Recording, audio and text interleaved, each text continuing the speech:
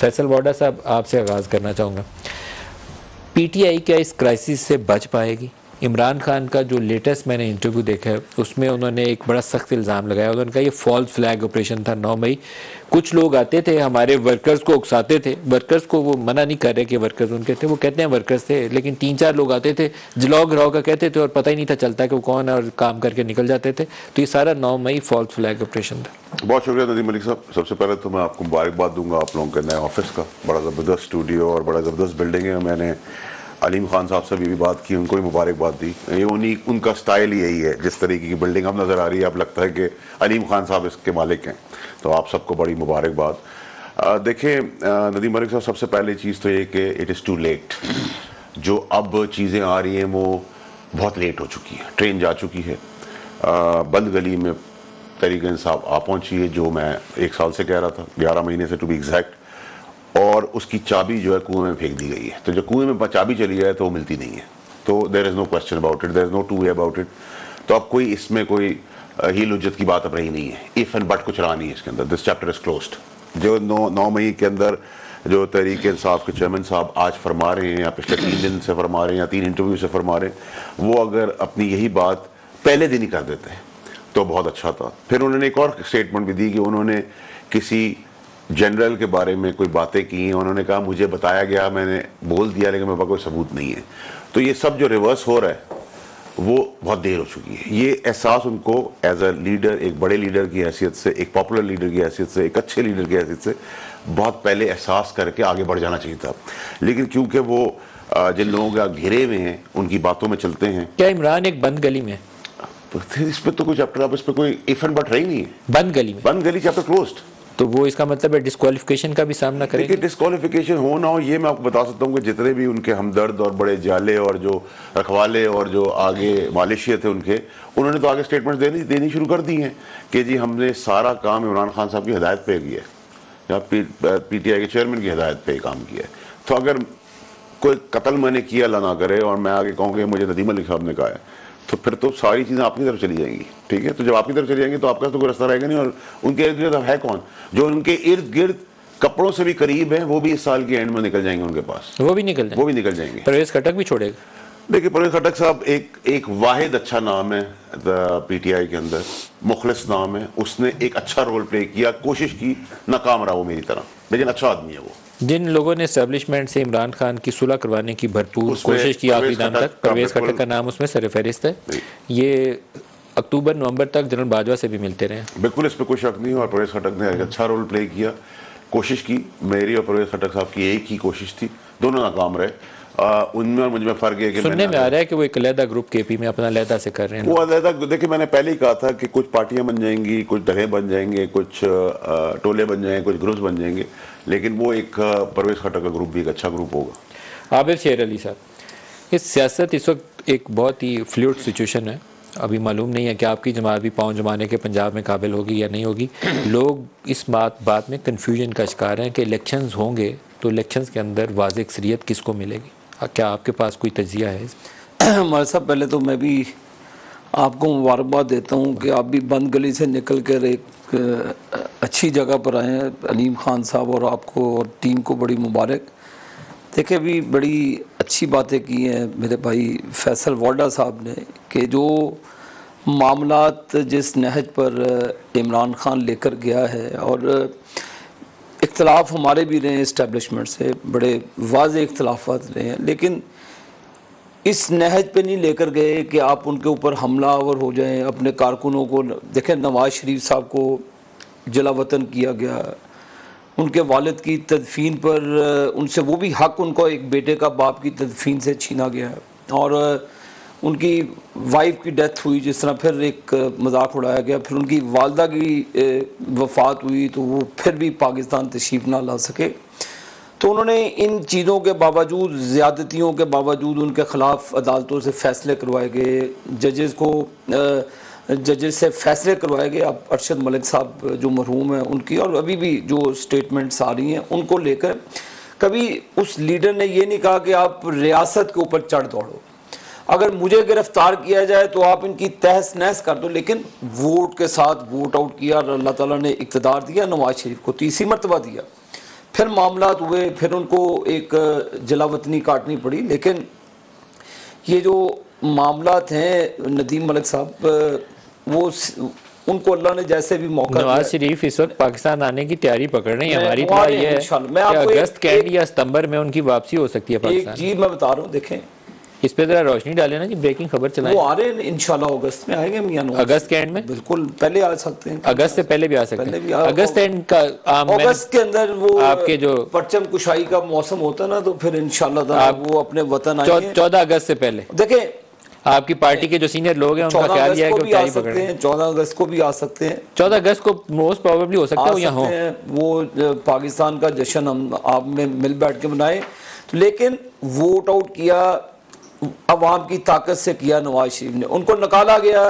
नवाज शरीफ की वापसी के ऊपर क्या वो जेल जाएंगे या उसकी प्रोटेक्टिव बेल पर जेल जाए? उन्होंने क्या किया जी, जेल तो इमरान खान को जाना चाहिए था, जिसने वो जिसके केसेस हैं ओपन एंड शॉर्ट केसेस। लेकिन केसेस का मामला तो अदालत ही तय होना है। तो अदालत तय करे ना जी। अदालत पहले जिन जजेस ने हमारे हमसे ज्यादती की मांगे नवाज शरीफ हिफाजती जमानत मांगेंगे या पहले मियां जेल जाएंगे? किस चीज की हिफाजती जमानत मांगे? अभी तो देखें वो बाहर गए हुए, आके जेल जाना है। वो देखे पहले भी आए थे, उन्होंने कोई अपनी हिफाजती जमानत नहीं करवाई थी इमरान खान की तरह, फिर जेल जाना पड़ेगा। अर्ज सुनने मेरी एक लीगल प्रोसेस है। अर्ज सुनने मुझे बताएं, नवाज शरीफ या मरियम नवाज शरीफ साहबा ने क्या अपनी हिफाजती जमानत करवाई थी जब वो लाहौर के एयरपोर्ट पर दोनों जेल में गए? और नहीं, कोई नहीं। मलिक साहब वो आए, उन दोनों को बाप बेटी को अलग जिस तरीके से उनको लेकर जाया गया, एक 3 टाइम इलेक्टेड प्राइम मिनिस्टर को और उसकी बेटी को, वो बड़ा तज़हीक अवेज गिरफ्तार हो गए थे ना जी। तो अभी भी अगर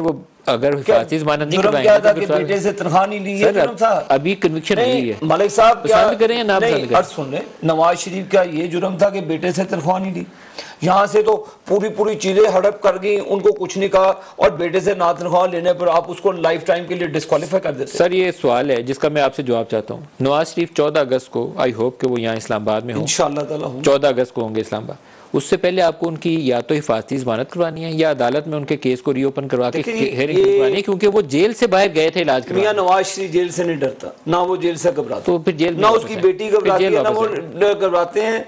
जो भी अल्लाह ताला ने हमें सुरखरू किया, इंशाल्लाह आइंदा भी अल्लाह ताला नवाज शरीफ को सुरखरू करे। फैसल वाडा साहब आपकी क्या तवक्कुआत है, नवाज शरीफ वापस जेल में या हिफाजती जमानत? देखिए नदीम मलिक साहब, इंटरेस्टिंग बात यह है कि आबिद शेरली साहब के साथ हमारा बड़ा सियासी इख्तलाफ रहा है, और क्योंकि अब तहरीक इंसाफ ने इतना बड़ा और गलत काम कर बैठी है वो शोहदा के साथ, और जो आर्मी हाउसेस में जो अटैक किया और जो ज़बान इस्तेमाल की गई, कि अब आपको PDM की भयानक पार्टियां भी उससे बेहतर नज़र आने लग गई। ये एक अनफॉर्चुनेट सीन है जो हम देख रहे हैं। अब जब तहरीक इंसाफ आई थी तो बहुत वाइब्रेंट पार्टी थी, अलग नज़र आती थी। आज वो काम करके हम बदतरीन पार्टी बात चीजें तो पागलपन है ना। कर्नल शेर खान की यादगार के साथ जो कुछ किया काम है, मतलब घटिया मेरे काम तो अकल से बाला है। और वैसे भी देखें, कब्र की सियासत, कफन की सियासत, बेहुरमती करना, ये सोसाइटी को आप उस जगह पर धकेल हैं जहाँ जानवर और इंसान का फर्क नहीं रहेगा, तो ये तो किसी सूरत में भी एक्सेप्टेबल नहीं है। नंबर 1। नंबर 2 ये कि देखें वो आएंगे, बिल्कुल उनका वाली मौसम बन गया है, बाहर आ गई उनके लिए, नवाज शरीफ के लिए बाहर आ गया, बिल्कुल आ गई उनके लिए। एक मौका है, वो आएंगे, जो जेल जाएंगे वो थोड़े दिन के लिए, वहाँ से बेल करेंगे, वापस बाहर आ जाएंगे।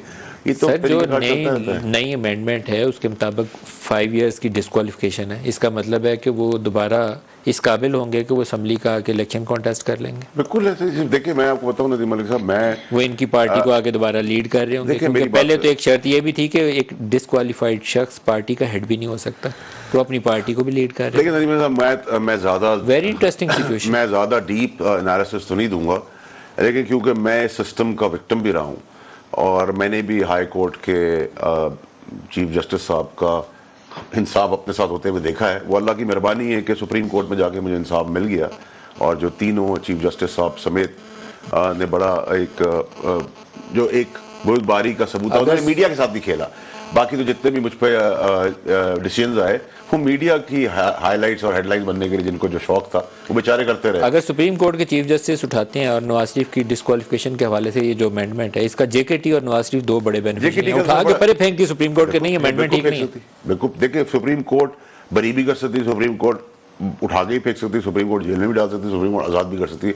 सुप्रीम कोर्ट के जजेस के बारे में मैं आपको एक बड़ी क्लैरिटी से बात बताऊँ, कि आई वुड से कि सुप्रीम कोर्ट के जजेस जो हैं वो बड़े उनको अल्लाह ताला ने मनसब इसलिए दिया है कि वो उस मनसब को वो लेके चले। उसमें हमारी बायस हो सकती है कि कोई किसी को पसंद करता है, कोई किसी, बट बाय एंड लार्ज वो ऐसे लोग नहीं है जो बिल्कुल अंधेर नगरी के साथ काम कर रहे हैं। जो 63A का फैसला था ना, वो अंधेर नगरी वाला फैसला था, वो दुरुस्त फैसला नहीं था। सुप्रीम कोर्ट ने वहाँ वो काम किया जो कौमी असम्बली या पार्लिमान को करना चाहिए था। उन्होंने एक आइन की नई तशरीह दे दी, ये सुप्रीम कोर्ट नहीं कर सकती। देखिए 184(3) के नीचे अपील का हक मिलना ये इंसाफ के तकाजों के मुताबिक है। वो आज उस पर बैठे हुए अभी फैसला नहीं आया। मैं आपको एक चीज बता सकता हूँ कि जहांगीर तरीन साहब को तो बैलेंसिंग एक्ट के तहत डिस्क्वालीफाई किया था। इसलिए किया गया था कि नवाज शरीफ हो चुका था, इमरान किया नहीं था जा सकता, तो जहांगीर तरीन को डिस्क्वालीफाई करते हैं। ये जुल्म है, ये जुल्म। जहांगीर तरीन खुद भी यही कहते हैं। नहीं, ये बात फैक्ट है। तरीन साहब जो है वो बैलेंसिंग एक्ट के तहत डिस्क्वालीफाई हुआ, तो उनकी डिस्क्वालीफाई बनती नहीं थी। लेकिन लॉ इज लॉ ना, देखिए जी,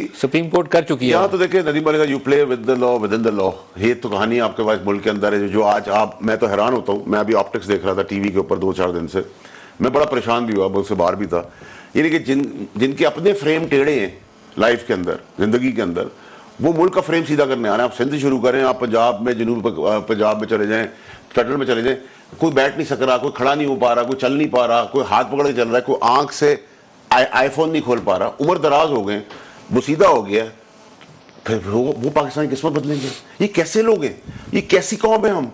आप मुझे बताएं, अगर मेरा वालिद कामयाब आदमी था 30 साल 40 साल पहले, ठीक है, तो क्या आप ये कहेंगे मेरा वालिद आज के दिन भी वैसी परफॉर्मेंस देगा? अगर मैं अपनी मैट्रिक के क्लास में बहुत तेज भागता था, तो क्या आज मैं 30 साल बाद उतना ही तेज भाग सकता हूँ? नहीं। तो हर आदमी शेल्फ लाइफ है। यहाँ तो एक्सपायरी के बाद भी एक्सपायरी होगी, उसके बाद भी एक्सपायरी होगी है। अब दोनों जगह, दोनों पार्टियों में क्या चल रहा है? डैडी मुझे प्राइम मिनिस्टर बना दे, डैडी मुझे प्राइम मिनिस्टर बना दे। किसी का खाता थोड़ी। तो फैसल बॉर्डर सब तो आपने कहा ना शेल्फ लाइफ, तो शेल्फ लाइफ तो फिर ये हमारे लीडर सारे 70 साल वाले हैं, फिर तो इनकी खत्म हो गई। बैठ नहीं पा रहे, खड़े नहीं हो पा रहे, चल नहीं पा रहे, कोई शिकारी है, लीडर कौन है, कोई बारी है, कौन है लीडर?